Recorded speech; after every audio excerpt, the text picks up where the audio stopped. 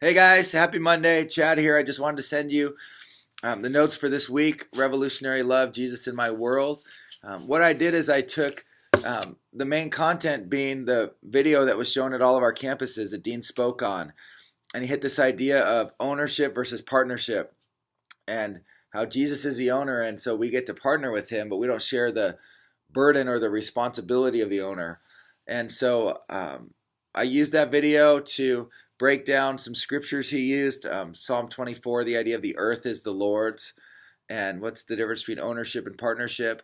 Also put in there John 17 of the idea that we're friends and we're friends of Jesus and we're meant to show the world his love, and how do we understand God's plan for the world and his heart for the world, and how do we see people of the world as not work projects but as relationship. So that's really going to be a main point of that, using that chunk of his thing. I also linked a copy of that video, if your group hadn't seen it, on lifecentertacoma.com/life groups. And the second part of the week is using a practical example of a church mobilized to impact globally. And so there's an article there from ABC about Rick Warren. Him and his wife were pretty oblivious to what was going on in the world about 10 years ago. And then they started learning more about this epidemic of AIDS and started to see how they could get involved. And through the Rwanda genocide, the president actually of the country reached out to Rick Warren, and now they're in it long term. I mean, they have a 50-year plan to partner with that country and to bring healing and restoration and mobilize the church there. And so it's a great picture, if you look at that article, of how do you invest long term into the world, and what can you do? What can you start doing today to see that? And so that's it for this week.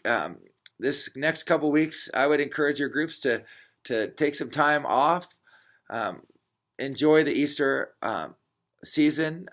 I would really say partner with whatever your campus is doing for the response, baptisms, hospitality. Use that to make connections. So many people are looking for church opportunities over Easter, and so how can we use that to encourage people to get connected and plugged in? So the next series we're going to be doing next Wednesday night, actually, I'm inviting all of you over here to. We're going to have a dinner together. You'll get an invite out here in the next day, but a dinner together to hear about the series after Easter. You can give your group a chance to say, hey, let's take a break for a couple weeks, but when you build momentum, the worst thing you can do is pull back and say, hey, we'll do it next fall. Can you keep engaged now and keep going? So we're going to do a series called Refresh, which is about the person of the Holy Spirit. We're going to supplement that with some content from Francis Chan.